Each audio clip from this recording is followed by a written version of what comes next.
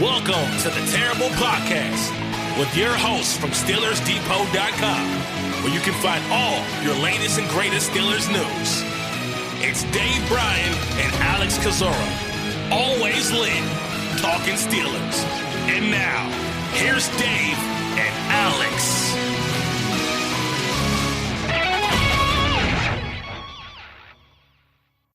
Welcome to the Terrible Podcast, Season 13, Episode 1. He's Dave Bryan. I'm Alex Kozora, SteelersDepot.com. Thanks for being back with us here this Wednesday, Steelers Nation. Dave, congratulations. New Steelers season, new Terrible Podcast season, Season 13 of the show. Do you ever think we'd get to this point?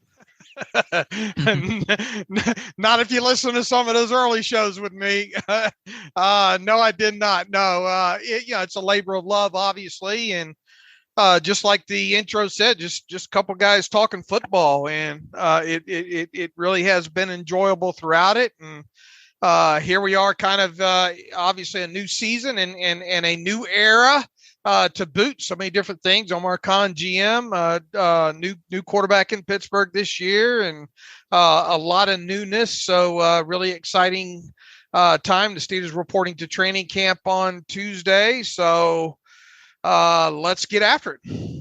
Yeah, it's a lot of change for Pittsburgh, but no change here. Still Dave, still Alex, getting you ready for the Steelers season. We are recording this here on Tuesday evening because by the time I'm sure most of you guys are listening to this come Wednesday, I will be off to training camp. We'll be there for all 18 practices. Tomorrow we'll have Tim Rice will be in town for quite some time, and Josh Carney will come down to Latrobe as well. So really happy the team is back at SVC, and I cannot wait to get back out there. Dave, we'll start with the biggest headline, biggest news of the day, and there's quite a few topics for us to talk about. But Pittsburgh releasing running back / fullback / whatever you want to call him, Trey Edmunds, and signing in his place a veteran running back, Jeremy McNichols, most formerly of the Tennessee Titans. So adding some veteran, slightly more established, more proven running back depth on the day this team reports to training camp. Yeah, and I think also Dr. Mel going to join you out there like after around Friday Night Lights time too, right? Yeah, I know not tomorrow, but later on, and then some other people may come out as well. So really excited for Dr. Mel to see camp. But yeah, I think tomorrow it's just Tim and Josh. Okay. All right. So here we go with new running back on the roster. And, Trey Edmunds, obviously, the writing has been on the wall with him for a while there, even though he did stick, been kind of a practice squad staple here for the last couple seasons and all. It was obvious that if possible, this team should add an addition to the running back room, one with more of a legitimate shot to make the roster. And they obviously have that now in a guy in Jeremy McNichols, a Boise State product, a guy that's bounced around a few teams up until now, most previous, the Tennessee Titans there. I think I think he missed 2 games last season with I think a concussion, and I think he was kind of hindered by an ankle injury from like the middle of the season on top of it. A little bit undersized guy, more of a scat back, guy that can catch the football out of backfield.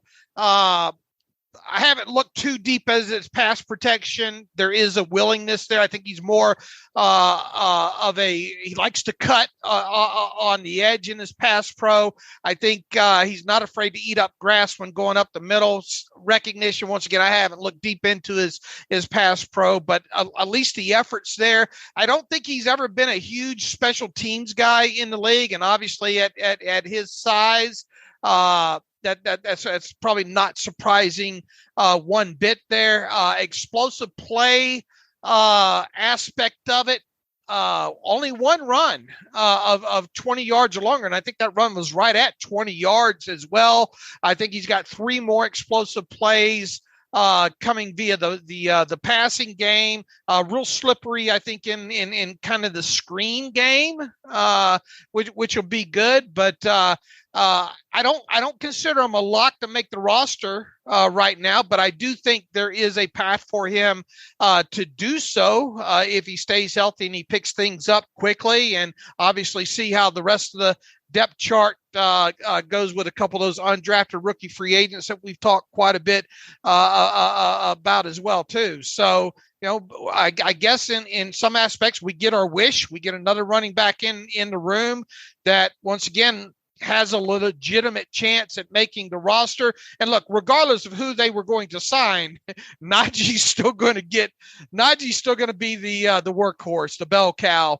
But it would be nice to have somebody, especially in situational, change of pace type of guy that can come in and not be the same kind of, power back, if you will, like Najee and like Benny Snell, that might allow you to do, a couple of things there. So for now, it appears he is that guy, and we'll see what happens the rest of training camp here. Backup running back or adding more depth there was the one position I was hoping and thinking this team would look to address before week 1. I wasn't going to be super upset if it didn't happen before training camp. There would be guys who would, come along waiver wire and, cut down time later next month that this team could look towards. And that's still a possibility, I suppose. But I am happy to see them bring in somebody in that mold of more established veteran type runner to add some depth, add some competition. Now, but Nichols is really the definition of a journeyman. I mean, he's been part of 5 teams, I think, so far. And the dude's only 26, 27 years old, drafted by Tampa Bay back in 2017, been with the 49ers, Colts, Jaguars, Titans the last 2 years. What's interesting with him is he had more yards receiving last year than he had rushing, 240 receiving, 156 rushing. And so he was using kind of more a third down type of mold once Derrick Henry went down last year for the Titans. And so maybe there's some attractiveness there. Not that Pittsburgh's going to have a dedicated third down back. As you said, Najee Harris is that guy. He's the first, second, and third down back, but that might be a little window into the potential skill set there he may offer. You're right. Has not played much on special teams, 106 career snaps. And so really it's, can you be that true number 2, whereas Snell could be the number 3, the special teamer? That's what I think these guys are all fighting for. McNichols, McFarland, Durant, Warren, can they be the number 2 behind Najee Harris as that more true defined runner?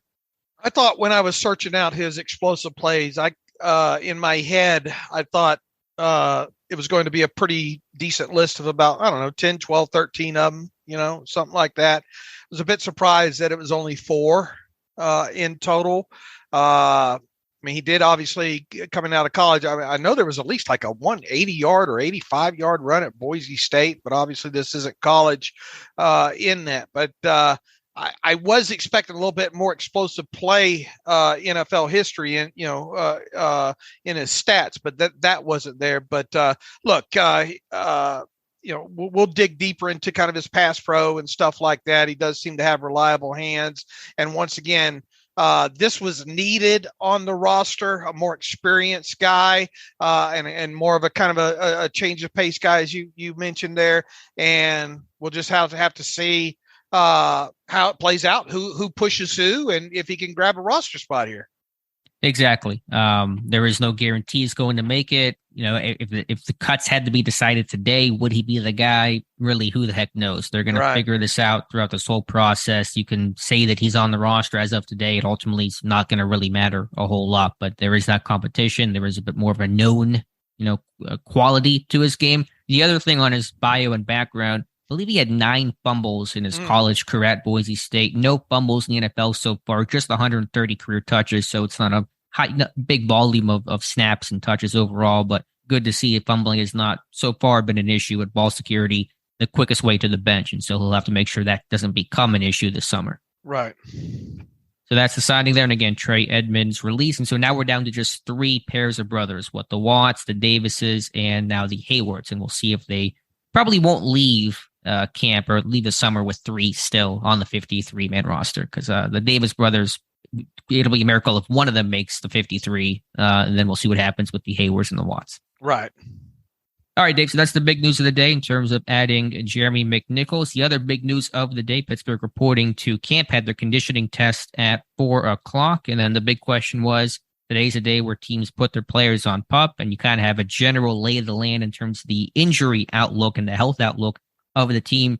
2 Steelers will not be practicing, at least we know 2 Steelers will not be practicing come Wednesday. Minkah Fitzpatrick going on the NFI list. That's the non-football injury list due to a wrist injury he suffered while on his bike on vacation, according to Mike Tomlin. And then Tyson Alualu will begin the year on active PUP due to knee swelling, according to Mike Tomlin. So no Fitzpatrick, no Alualu for tomorrow. But either, and correct me if I'm wrong, I know Pup, you can come off anytime. NFI, you can come off it at any time as well, Dave. Is that right? Correct? They're both active list additions, which means you can come off at any time. But in order to qualify for the reserve version of that at the start of the season, you couldn't have practiced or anything like that. So this is precautionary. Making sure you get these guys on the list and making sure everything, you bring them along slowly. It doesn't sound like either one of them is potentially going to be long-term, just some roster discomfort, I guess, is kind of the way Mike Tomlin termed it there. Of those two, I'm more worried about Alualu, to be honest with you. Someone with his age and he had a knee. Didn't he have a knee issue a couple seasons ago? MCL sprain, yeah. Right. And, with his age and all, and being a big guy, that's a little bit worrisome here. Mm-hmm. Once Father Time catches up to you, it's a little bit of a chore to stay ahead of him here. So here's hoping that this isn't, something that's going to go 3 or 4 weeks, or most of training camp, I should say, and then potentially come an issue. So of the two, and once again, look, we said this leading up to them reporting to training camp. No matter how much you think this roster and the health of it and who you think might end up on the PUP or NFI, inevitably you get some sort of surprises here. So that was the case here with these two. Just hope Minkah can get back on the field in some way, shape, or form sooner rather than later. Now, these guys, if deemed necessary, they can obviously work on the side with the trainers and that kind of stuff. They just can't practice until they're removed from the NFI list and Minkah's situation and the active PUP list in Tyson Alualu's case there. So the good news is it's a short list. The bad news is it's two guys, kind of prime players on your defensive side of football there. Mm-hmm. Two starters for sure. Yeah, when Tomlin mentioned Minkah, I went, that's just one of those weird things. Although I was surprised how transparent Tomlin was about it, saying he's got a wrist injury on vacation, fell off a bike. I kind of wonder if that was like, maybe so the guys can clown on him a little bit. Minkah, you fell off your bike, and just kind of putting it out there into the ether. But when he said Tyson with the knee, like you, I kind of cringed and went, that's not a great sign. Now, hopefully it is minor, as Tomlin says. But if either of those two guys are to be more concerned about it, is of course going to be Tyson Alualu. He is 35. He's had ankle issues. He's had knee issues. Hopefully it's not become like a Zach Banner 2.0 where you think it's going to be okay. Then all of a sudden he's shelved to start the year. And this hopefully will not be one of those funny things that work themselves out when it comes to the D-line room we've been talking about all summer. Right. Here's to it being an overreaction Tuesday night on our part. Here. Right. However, and Alualu up until really last year, picture of health, right? Definitely. I did have that MCL issue couple of seasons ago, but you do have to wonder with his age, his weight, wear and tear that he's had over the years. You just keep your fingers crossed on this. That was the one that when he said it and knee swelling, I did kind of cringe there. So here's to everybody listening to this laughing at us 48 days from now. When is it 48 or 47 when the Steelers play the Bengals in week 1. Entering last year of his draft class, the only player that had appeared in more games than Tyson Alualu was Ndamukong Suh. I mean, Alualu just did not miss time. But over the last couple of years, he's had the MCL sprain. Then he had high ankle sprain that same year, later in that year, tried to play through it. And then last year, obviously suffers a fractured ankle, now has knee swelling. There's a concerning pattern there. So I'm still hopeful, optimistic. This team missed Tyson's game so much last year. I think there were a variety of reasons why this run defense was not only 32nd in football, but historically bad. I think it started in the middle, losing Alualu, not having a good plan B at nose tackle. There is a better plan B this year in Montravius Adams, but hopefully this is just, as Tomlin said, minor with Tyson Alualu. I agree. One player. One guy not on the PUP. There we go. One guy not on PUP, but will be limited, it appears, to start is Larry Ogunjobi. And that was the name we had really circled for Tuesday. Would Ogunjobi start on PUP or not? Tomlin says, quote, "We exercise precaution because he's new here and new to us. And so as we get to know him, we're going to proceed with caution so we get a better understanding of how his body works, so that we take no steps backwards as we proceed." So I wouldn't read too much into his lack of participation. So, I mean, I assume he'll be working in some capacity tomorrow or today, Wednesday. Otherwise, he would have just started the year on PUP. But it sounds like he's going to be eased into whatever role he ultimately, hopefully, has. Yeah, I think this is okay. He's not serious enough. The foot checks out enough where he can do something. We don't know him. We don't know his body. We're just going to bring him along slow. It certainly does sound like maybe he didn't run the conditioning test, and why would you, right? With a guy with a foot injury, if he did, it was probably at a much slower pace there. But I would expect, at least, the first week, 10 days or so, for him probably not to do much of anything, But do you think he'll do anything? I know we're all guessing. We'll get our answers soon. Is working on the side anything, Maybe just individuals, kind of my hope. Yeah. Just does individual work, no team. Yeah, probably no team. And we might, that might be a thing here for a little while. And I fully endorse it too, because what this team got in Larry Ogunjobi this year all depends on how he bounces back from that foot injury. As we mentioned several times, if they get the Larry Ogunjobi that was playing before that foot injury, then they got the good Larry Ogunjobi. So obviously you want him at some point to start taking part in team and that's that kind of stuff. But I mean, if they had any question about that thing, Alex, they would have started him on PUP. Right. Which is why I think he'll do something, at least individual, tomorrow. Right. So here's to that. Here's them not having any setbacks, but the big plus here is he did not start off on active PUP, because at this point, once he does get out there on the field on Wednesday, he is no longer eligible for PUP, period. Right. So that's good news in and of itself that he's not on that list. Yeah, I'll take that as the best news possible. We'll see what the participation is. So in our evening, camp recap show later today on Wednesday, I'm sure we'll be talking about what that level of participation is. But overall, it seems like this team's in pretty good health. I'll take Ogunjobi not starting on PUP as an overall victory. Minkah will be fine. Alualu, the one guy to worry about, but we'll see when he can get back. And again, he can come back at any time. And it sounds like, how he might be used. Now, Ogunjobi said, man, I'd rather play, in so many words, he wants to play the four, but the four technique. Within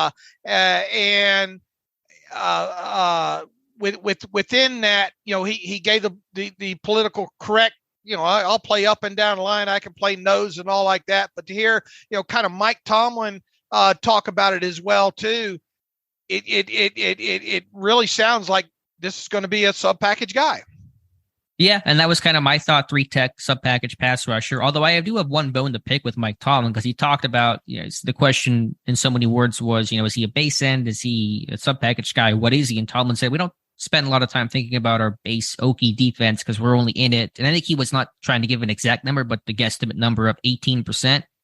Steelers are in base defense. They were in 35% this past year, 40% 2 years ago. They're in base defense. It's not 75% like it probably was back in 2003 or 1991, but they're in base defense more than people think. So I don't want to overlook the value of the Steelers base defense, especially in an AFC North when you're facing three very capable and potent rushing attacks in Cleveland, Cincinnati, and Baltimore. So that's my minor gripe to start training camp. All right, there you go. You got that out of the way. I feel better now.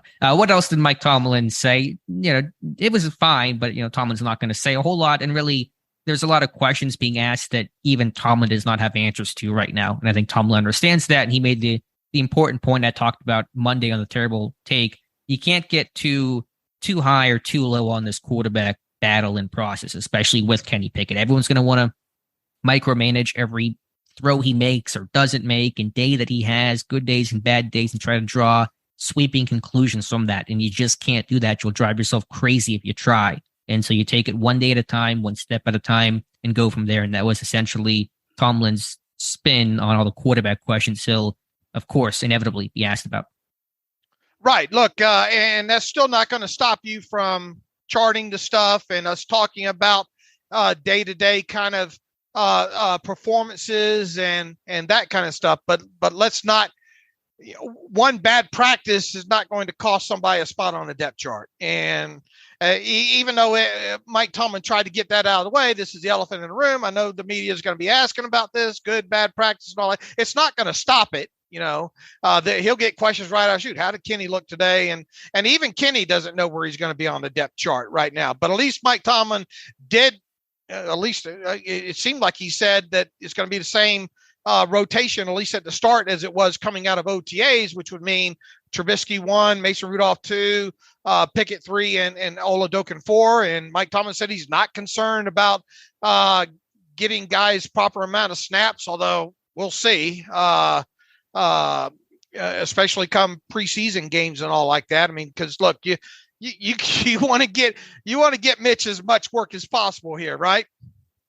Sure. I mean, what Tomlin said was, we always go into camp with 4 quarterbacks. We're used to juggling reps, and I understand that, but this is a different getting off either. Yeah, this is not Ben and the other guys, and you're right. Ben didn't have the off days, which naturally created more opportunities for others. You have a real competition. You have a real fact-finding summer with 3 of your 4 quarterbacks, but most notably Mitch Trubisky and Kenny Pickett, Oladokin, a rookie as well. Got to get to know him, although he's not in the mix to start, obviously. So it's a different lay of the land this year compared to your typical 4-quarterback camp when Ben's your clear number 1. You had a Landry Jones, a clear number 2, or in more recent years, Mason Rudolph, pretty clearly your number 2 type of quarterback. So I think trying to compare past situations to this one, not apples to apples, but I'm sure this team has a plan, and Pickett almost certainly will open as number 3. But they're going to rotate these guys, and in situational work, I expect Pickett to be able to mix and match with the 2s as well.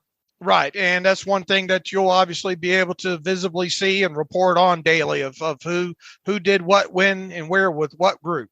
And again, we'll be charting it. We'll be talking about it. All the people that yelled at me for charting stats, because I know Kenny Pickett's stats will be tracked by the national media or the least local media every single day. So, that'll be fun to kind of see. We're going to track that. We're going to talk about it. I bet no one will do it as good as you do. Thank you. I appreciate that. But here's what I won't do. I'm not going to come back after Wednesday's practice and say, man, Kenny Pickett, he's the home run. He's the answer. This guy just looks incredible. Or, man, Dave, Kenny Pickett had a really bad day. This guy, I don't know if they got the right guy. I may say he had a good or a bad day. That's, objectively what happened on that day. But drawing the conclusion from it is where people want to automatically jump to because it's the big, sexy headline. And we're going to stay away from that. This is a process. It's one step at a time. You take the summer in totality. Where did you start? Where did you end? How did you get to the place that you're at? That's what matters most. And so everyone wants to make this a sprint. They got to get to the 100-meter dash, just get to the end, the conclusion right away. This is a marathon. This is a long process, and that's how we're going to approach things. Exactly. Just the way you should. All right, Dave, what else do we have here? Anything else that Mike Tomlin had to say? Talked about the slot role and the excitement over that battle. Really don't have a clearly defined slot receiver, but Tomlin said, that skill set can be dependent on what they're asking the guy to do. So one of the things to watch for Monday, we talked about this on the previous show, who will be working in the slot? Is it Austin? Is it Claypool, Miller, Pickens, etc.? That'll be interesting to see how that starts to look. Yeah, it's a diplomatic kind of way that he approached that there, and I understand it in today's NFL. You got to have guys that be able to move around, but that wasn't going to be the case last year had Juju stayed healthy, right? Right. Yeah, so it's again a different feel this year than even last year. Right. So I mean, look, it's one of the big questions here, and that's just another thing that you're going to be able to answer right out of the chute when it comes to kind of charting this stuff at training camp is, are they really mix and matching it as much as Tomlin lets on with the rookie with Austin? How much time does he get in there? Same with Pickett too, because remember, this is a kid that even though he really didn't play a lot of slot snaps in actual games at Georgia, he had minimal work there. He talked about in practice and all like that. So it is going to be quite interesting to see how that shapes. That's one of the big, it's kind of one of the lesser talked storylines going into training camp this year, right? Everybody's concerned about the quarterback position. Everybody wants to know about the left guard position. Who's going to play slot and sub package on the defensive side of football, but slot on the offensive side is a big question going into this thing as well too. So interesting answer there. I understand it. It makes a lot of sense. Now let's see if that's really the case. Exactly. In terms of other players speaking today, because that seemed to be about it from Mike Tomlin. Kenny Pickett, very, very good with the cliches and coach speak, and he's been trained well from his days at Pitt, but I really couldn't find one interesting answer that Kenny Pickett gave in his first media session in training camp as a Pittsburgh Steeler. Man, stay as bland as possible, and I love it. You love it? Man. I love it with a young kid like that because you don't want him to get hung by the tongue or anything like that, sure. And have to worry about going into his first or second training camp practice and being all over the Stephen A. Smith's first takes and that because maybe he phrased something, got into an area talking about something maybe they probably necessarily an answer. I in the same breath, I don't mind a guy being confident in himself and all like that, but I mean, let him feel his way. So I'm okay with the blandness at the start here, especially with the rookies and the early round draft picks. No, I am. I mean, I'm fine with it as well. I understand wanting to be safer than sorry, and you got to earn it before you kind of start really, showing your personality. So I'm not mad at him for it, but it made it difficult to write about it. I'll put it that way. Okay, fair enough. Yeah, indeed. Najee didn't sound like he wanted to come out of the hall, but it sounded like Cam Hayward kind of said, you need to go out there and do that. So Najee not a fan of dealing with the media, and I think he's good of producing headlines that aren't really headlines and gets a lot of laughs, kind of like the comments that he had.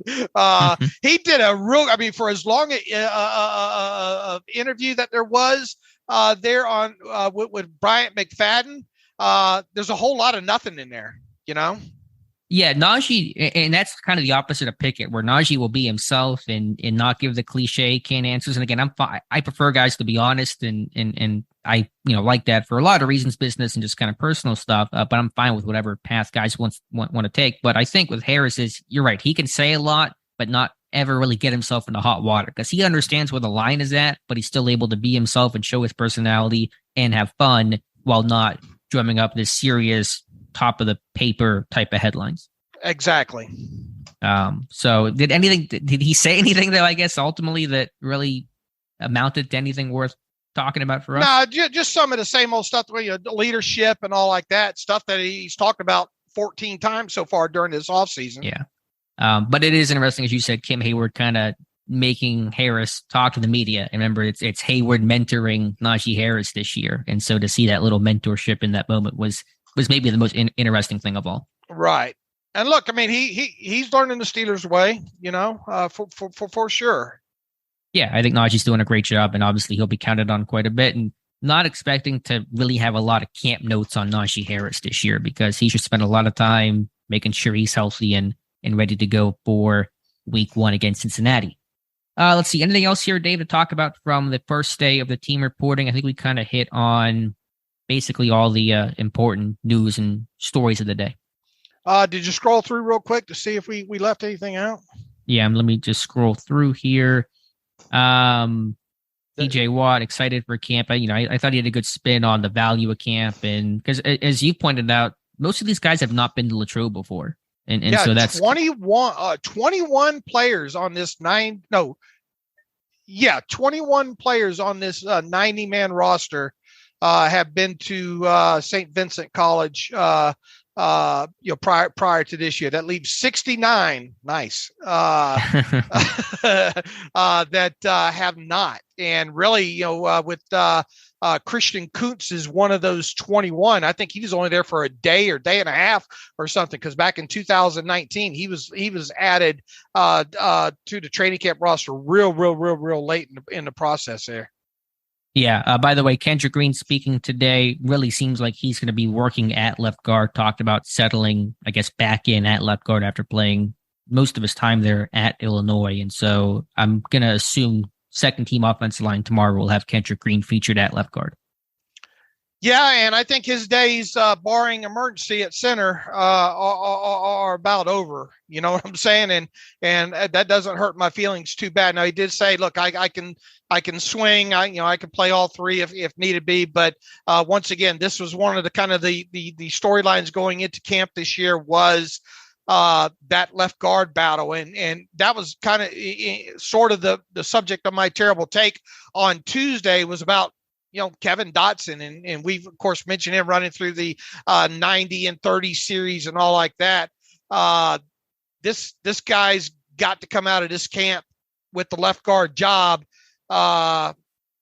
If he kind of wants an NFL future, I think. Obviously his first year he played under 400, about 350 snaps on offense. I think he spent a little time on the COVID list, had missed a game, I think, because of the shoulder injury. Fast forward to last year in training camp. What was it they had him sidelined? Do we remember? Was it soft tissue or something at the beginning of training camp last year? They kind of had him slow start last year. Do you remember? I believe so, but it was very vague for a long time. So I don't even know if we ever actually found out what the nature of the injury was. I want to say soft tissue, hamstring, something like that. But for a long time, we really just didn't know. It took about 2 weeks for him to start practicing. So it was a weird situation. Right. Then fast forward to week one, he's your starter. He stayed in that starting role up until he injured that ankle in the game against the Lions, and never was able to come back from that. Now, in his defense, he did make the transition over to left guard, and that was probably a little bit, a bit of a trying thing for him. But that's no longer an excuse now at this point.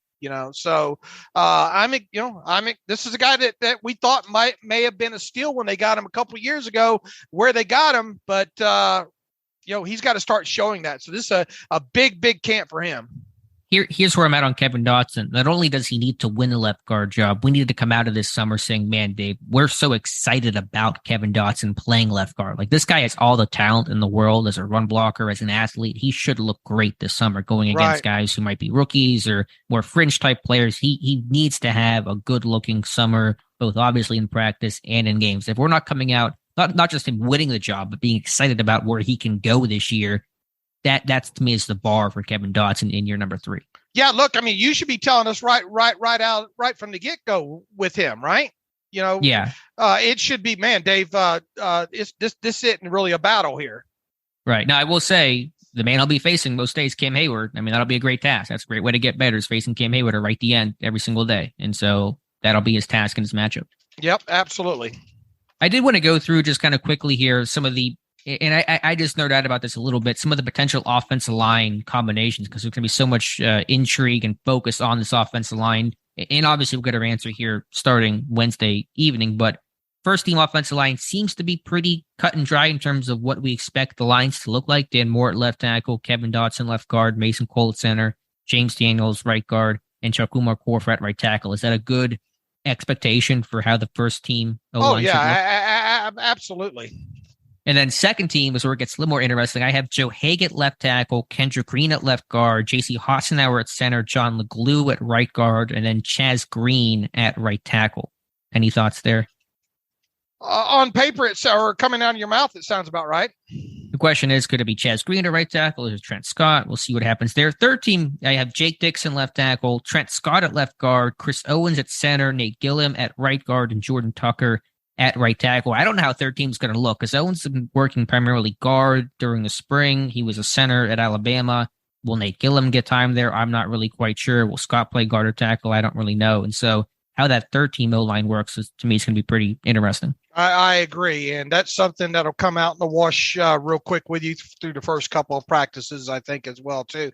And look, I like watching that stuff, obviously with preseason and all like that. That's kind of stuff you look for late in those games that gives you the reason to stick around that late in games, is watching the O-line play. Right. And really, through these first couple of non-padded practices, because for Wednesday, there will not be pads. They won't be in pads until the fourth day, I believe. NFL rules are mandating that. I really care more about where guys are running, just to get an idea of kind of a opening depth chart, always subject to change, of course, but just starting a spot for each guy and then just kind of see when things change. So we're aware of, okay, this guy changed. He was second team. Now he's third team or vice versa. So I'll be paying close attention to maybe a little less of the actual play, but more of the scheme and the lines in terms of the offensive line starting on Wednesday. I would agree. So a lot to take the people real quick through kind of a day in your life at Latrobe.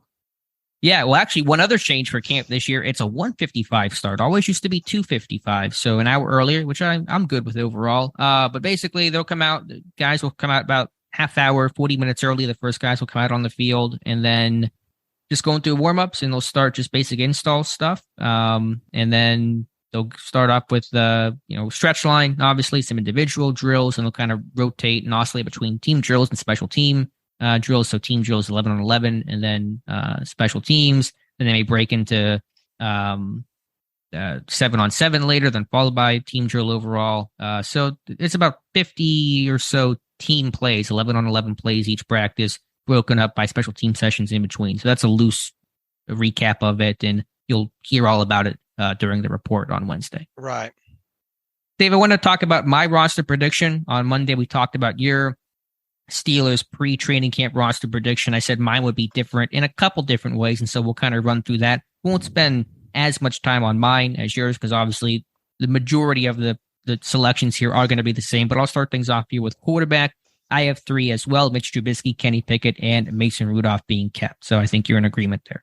Yeah, look, we'll see what happens with Mason Rudolph, right? The thing with him, if they can get something like a 5th round pick for him come time, depending on how Pickett progresses and that kind of thing, that's the only way. I don't think they're just going to.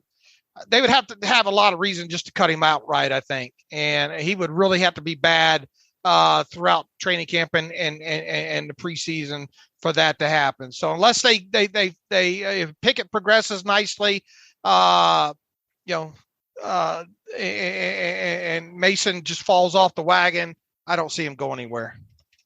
Yeah, I think he obviously will either stay or be traded. I think staying is a far more likely option right now than being traded. Running back, I'm different here. I'm a little more chalk. Najee Harris, Benny Snell, and Anthony McFarland. So I have McFarland making it. This was before the McNichols signing broke, by the way. So just a full disclosure there. I'll try to hold out hope. Maybe it's a fool's errand, but I'll try to hold out hope for one more summer of Anthony McFarland in Canada's offense that will be his to run. I think McFarland, if he's healthy, and he should be, will have a chance to shine a little bit. Right, exactly. And obviously, we did both of our predictions before McNichols was signed. So we'll, as we talked earlier, we'll see how that plays out. But I know you have Mateo Durant. I have McFarland. So which undersized, speedy running back will make it is kind of where we're competing at right now. And of course, McNichols may change that whole conversation. Sure. At fullback, and I'm considering Connor Hayward a fullback because I think he actually is technically listed as a tight end fullback on the Steelers site, whatever that's worth. But Derek Watt, Connor Hayward making the team. I do think as things presently stand, there is room for both Watt and Hayward to make the team. Sure. I'm with you there, but it could just as easily Hayward end up on, as we probably agree, on the practice squad as well. Yeah, he's got to earn that spot. It will not be given to him. There could be some competition from a Kevin Rader, from a Jay Sternberger, from even an outside free agent come cutdowns. That's all possible. So will have to be earned, not given. Tight end, very chalk here. Pat Fryermuth and Zach Gentry. Again, you can consider Connor Hayward a third tight end if you want. I just do not. At receiver, keeping 6, and again, pretty in lockstep with your prediction: Deontay Johnson, Chase Claypool, George Pickens, Calvin Austin, Miles Boykin, and Gunnar Olszewski. So, you have the same 6. There's probably not a lot of debate or discussion there. No, the question is who is Miles Boykin, I think, and Gunnar better live up to the return aspects, right? Yeah, he's got to do and locked on that job, and he has that value of being both the starting kick and punt returner. So he should have that Boykin on special teams, and really it's a question of just how quickly does a Pickens and an Austin, do they pick things up? Can they make that transition pretty smooth and pretany quickly, or will it take some time? That'll be the big question for these guys this summer. Yeah, look, and last year they kept, didn't they? How many running backs did they keep? They kept 4. 4. Well, McFarland went to IR, right? But didn't McFarland start the season on IR? He did. When he came back, they did have 4. Whenever I mean, I'm pretty sure at least. So you could get away with doing the 3 running backs, and there's your extra spot for the for the wide receiver there. Right, because when McFarland came back, it was him, Balaj, Snell, and Harris, and a fullback as well. Okay. We'll see what happens this year. Offensive line, I think I have 8 of your 9, but I'll just read all the offensive linemen here. Dan Moore Jr., Chuck Umar Corford, Joe Haig at tackle, offensive guard Kevin Dodson, James Daniels, Kendrick Green, and Chris Owens, the undrafted free agent out of Alabama, and at center, Mason Cole and J.C. Hossenauer. So your 9th offensive lineman went to the tackle, the veteran Trent Scott. I went the interior guy, the rookie Chris Owens for my 9th offensive line spot. All right, how did we differ there? I have Owens, you have Trent Scott. Okay, I mean, fair enough, right? Right, it's up for grabs. I mean, they may not even keep 9. I think they probably will, but someone has to earn that, and we'll see who does earn it. Right, agreed.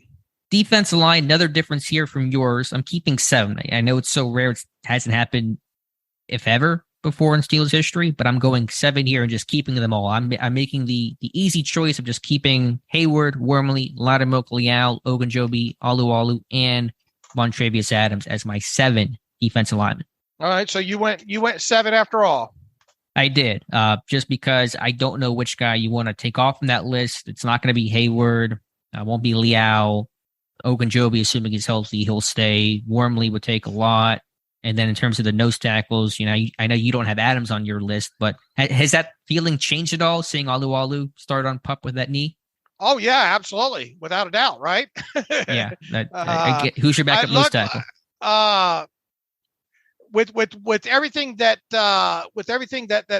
Tomlin had to say today, and it would have to be Montravius Adams now at this point. In terms of him being cut? No. As far as him being the backup. Being the backup nose tackle, right? But you have him cut on your roster. That was before the Alualu stuff, obviously. Right. So I'm feeling less comfortable with the way mine shook out there. Right. So we'll see. We'll see where this thing lands, and this one could be updated for sure. Outside linebacker, 4 of them: T.J. Watt, Alex Highsmith, Jannard Avery, and Derek Tuska. So I'm going Avery and Tuska to be the backups to Watt and Highsmith, which I think was the same as yours. Right. Same as mine. Inside linebacker, Miles Jack, Devin Bush, Robert Spillane, Marcus Allen, and UG3. I think I have UG3 and you have Buddy Johnson. To me, Buddy Johnson could make it, but he's got to prove something. He's not done anything in the NFL 1 year in. UG3 has, Marcus Allen has, Robert Spillane has. And so until Buddy Johnson shows he's deserving of being on the roster, I will not put him on there. All right, so you don't have either of the 2 young inside linebackers on there, right? Correct. No Buddy Johnson, no Mark Robinson. All right, that's going to upset. That probably I didn't have time to look at the comments. That probably upsets some people, right? less than I thought. We'll get the one that upset people a lot here in just a moment. But I mean, again, Buddy could make it. He could have a great camp. I have no idea, and that's kind of the problem. I have no idea what they have in Buddy Johnson right now. He's second year. He's off scholarship. He's got to play his way to be inside looking out to me right now. Well, look, I mean, this is goes back to that nasty comment I got in the in the 90 and 30, right? Talking about someone saying being down on Buddy or whatnot, or being negative. I forget exactly how it went on that. But the fact of the matter is, we don't know a lot about him, man. We just don't know a lot about him. So until he shows us something, it's hard to just pencil him in right away as a 53-man roster lock, especially with Mark Robinson in town, with UG3 back, and special teams obviously going to play in the bottom of that inside linebacker chart, going to play a big part of it and all as well too. So I mean, I'm not on you at all for not having either one of those 2 kids on there. I mean, and I think you agree after doing the exercise yourself, as I said the other day, there's probably about 10 spots in there that can be highly questioned. Sure. They're, I think, bottom of the roster, say, 47 through 53 could get mixed up a little bit. And the same can be said for that cornerback and that secondary room overall. 5 corners: Cam Sutton, Akella Witherspoon, Levi Wallace, James Pierre, and Justin Lane. And so here's where I got the most pushback. And you can call DeMonte Casey a safety or whatever. Most people think Casey's got a really strong chance to make it. He could, of course, but I think people are overvaluing the odds of a near 30-year-old defensive back, couple years removed from a torn Achilles, on a 1-year deal for the minimum, who lasted until the draft in terms of being signed, that was not retained by Dan Quinn, the guy who's coached him his entire career. to me, I don't know how that screams roster lock. All right. I never said he was locked. I don't. No, I'm not saying you are. I'm saying other people are. The pushback in the comments I got was, "Where is DeMonte Casey?" And I think is he too repetitive of a Trey Norwood? Right. I think Norwood will run ahead of him. There's a similar skill set there. I also do not have Arthur Millette on this list either because of the redundancy factor. I mean, what's his role going to be? If he's not going to be in the slot of Cam Sutton or Wallace is going to play inside, Millette's not going to play on third, fourth down passing situations, where does he fit? And his salary certainly doesn't prevent you from cutting him loose either.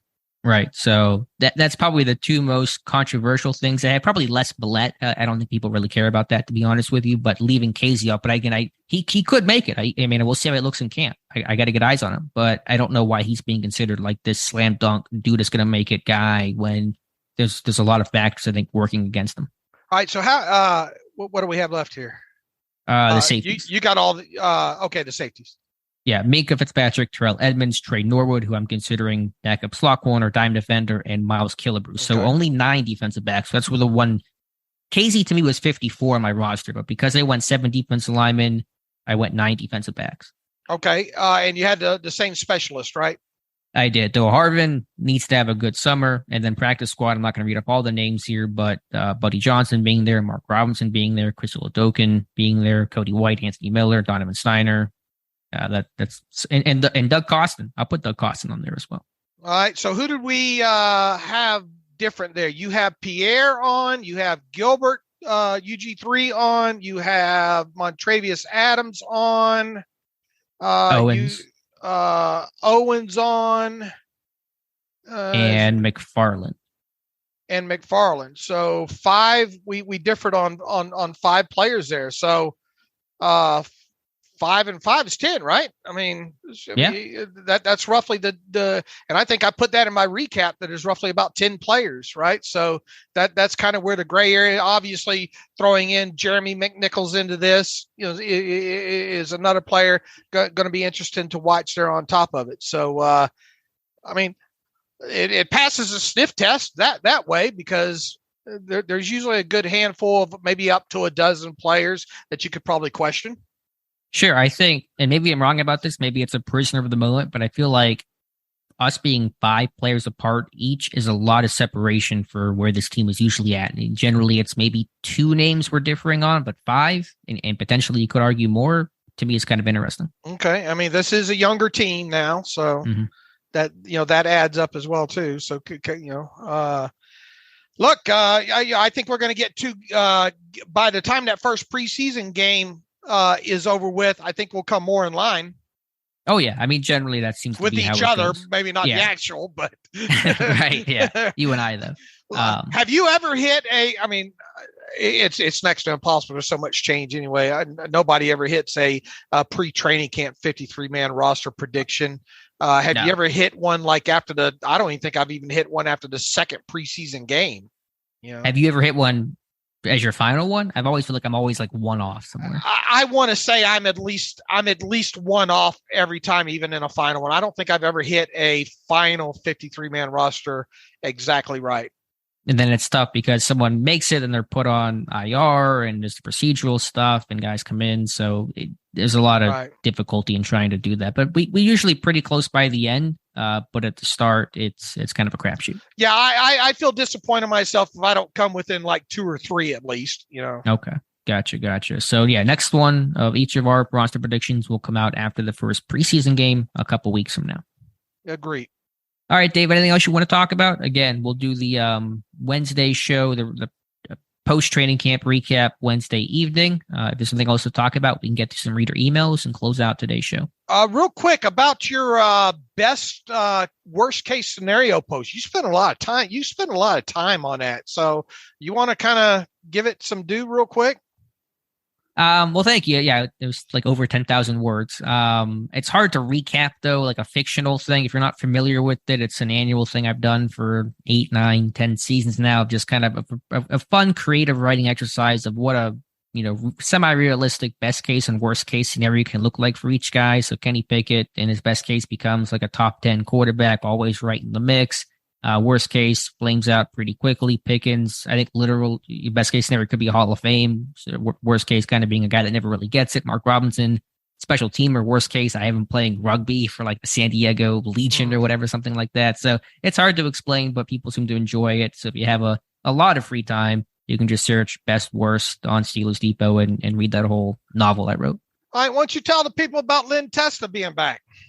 Yeah, have to thank our sponsor here, Touring Plans. They're going to sponsor training camp for yet another year. And they're one of the first people that really linked up with us way back when we kind of started our camp coverage. 2015 was our first year. I don't know if he was there at the very beginning, but right around there. And him and Touring Plans, who helps plan Disney trips and kind of help you get ready and all settled for a big vacation to Disney. So check out Touring Plans for that. But Len's been a really good friend and a good sponsor, and just really appreciative of him being there, before this became kind of what it is today, whenever we were way back in the early stages of our, even the site, but camp coverage as well. All right. You want to shout out Joe Clark too?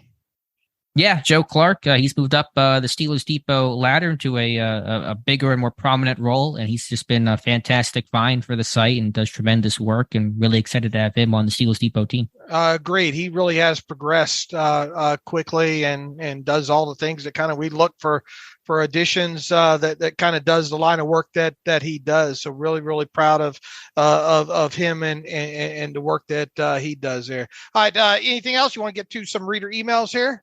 Yeah, let's get to some reader emails and close out today's show. All right. Let us start with preseason game expectations from Josh Baker. Hey, Dave and Alex. Josh from York, PA. Isn't that from where BA's from? York, PA. Didn't Bruce Arians spend time in York? Did he? I know he went to Temple, right? Or Virginia Tech. Where did Arians go? I always get that. I don't know the York stuff, but I know he coached at didn't he coach at Temple? He was the quarterback at, maybe it was Virginia Tech. Yeah, it was Virginia Tech. He was a really good rushing quarterback back then, but that's not relevant, I suppose.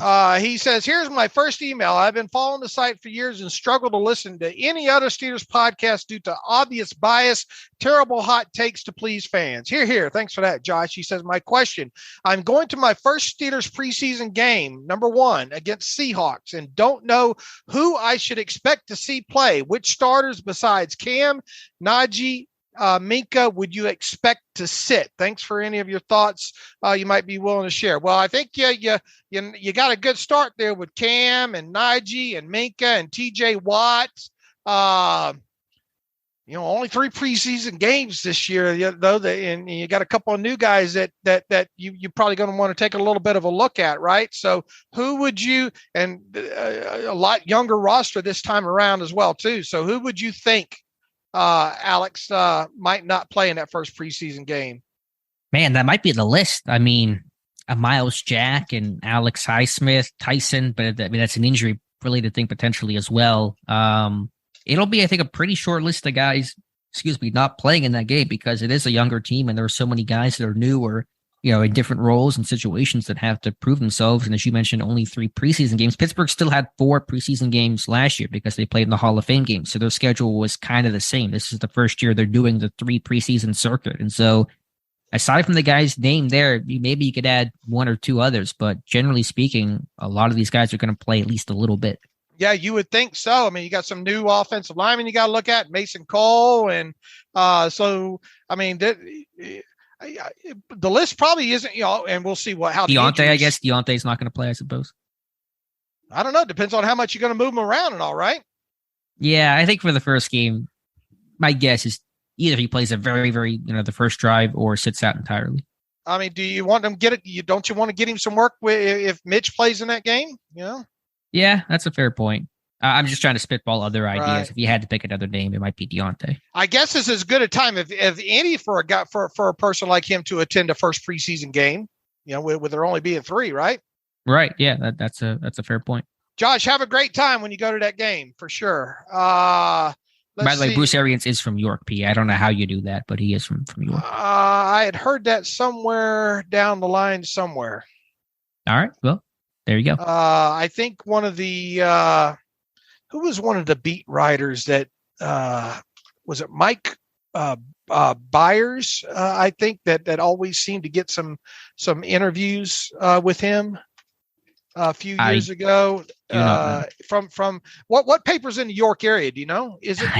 I don't know anything about York too much. I don't know. I'm sure you're on the right track because it sounds like it's rattling around in there. But I couldn't tell you for sure. I can't. I was thinking, by the way, Mike Tomlin did not do the 757. That you're right. Circuit you're right. You're right. Normally he does. He goes there for that youth the youth foundation camp or whatnot, and usually has the interview with that one guy, that one TV guy over there, and that didn't happen this year. Right. Wonder why. Anyway, that jogged my memory when you talked about the media guy you were trying to think of. Jeff Berg writes in, great off-season work, fellas. Quick one here. What percentage chance would you say Connor Hayward has of being running back 3 on the depth chart? Look, I realized he was before kind of switching last year and being more of that fullback, running back, fullback tight end kind of role that he had there. It still would be a little bit surprising if he winds up being the actual like number 3 running back on the depth chart. Yeah, I could see him get a couple carries occasionally. I mean, he was a running back in Michigan State until this past year. Then Kenneth Walker transfers from Wake Forest, and that kind of goes out the window. Walker has a great season overall. But would he actually be the number 3? Probably not, but he might get a couple carries, at least in the summer. Let's see here. Trading Rudolph from Mark and NorCal. I don't know if they will or will not trade Rudolph, but I was watching practice clips on YouTube from OTAs, and I saw a slow motion duck travel 7 yards to our receiver. So I rewound the tape, and it came from the arm of Rudolph, a 7-yard duck. He says, time to set him free. So Mark is weighing in from Northern California on what he thinks about Rudolph and all. So Mason Rudolph's probably one of the most polarizing players on the 90-man roster and has been that way for a while. Yeah, and listen, I understand if you want to trade him, but if the argument is he sucks, so let's trade him, and I'm paraphrasing there, but if that's the idea, then what are you going to get for him? Because if you think he sucks, what is the NFL going to think about him? So that's kind of the tricky part. I will be surprised if they cut him outright. I really will. I'm not going to say it's impossible, but I will be really, really surprised. I would think they want to try to get at least something for him if they want to do it. Look, funny things happen throughout the preseason here. There's no reason to get rid of him now, obviously, and probably no reason to get rid of him until the final round of cuts anyway. Right, and there's no good reason to cut him. There's no good not to release him unless he's not going to be even an issue. He's not going to be he's not going to force his way out and demand a trade or something. So either you keep him or you trade him. Those are the options. All right. All right. I think we got the 3 emails in the hopper out of the way there. You will be back with me. You say it starts an hour earlier this year, right? Yes, 1:55. And so practice will end a little after 4, call it 4:15. So that'll help get the podcast out earlier. So your people listening to this on Wednesday, later this evening, will have the day 1 training camp recap. We'll get those all up as soon as we possibly can every day. And also I have some, because I like to add some stuff at the end of each camp diary. I have some Steelers fun facts for you guys this year. I got some good ones I'm working on, and also a little George Carlin. Listen to some more George Carlin lately, some of his best quotes. So that's a little fun way to end each diary. All right. Look forward to your work, Alex, as usual. You do a bang-up job, and stay safe in your travels going and coming as well, too. So in the meantime, you can follow me on Twitter at Steelers Depot. You can follow Alex on Twitter at Alex_Kozora. Follow the show at Terrible Podcast. Email the show, theterriblepodcast@gmail.com. If you like what we do and you want to donate to the cause, please go to SteelersDepot.com. Hit the donate button upper right navigational bar. And let's see, additionally, if you want an ad-free version of the site, you can go to SteelersDepot.com, hit the ad-free button, and for $25, get hooked up that way as well, too. So thanks for listening to the first episode of Season 13 of the Terrible Podcast. And as I always like to say, as always, thanks for listening to the Terrible Podcast with Dave and Alex.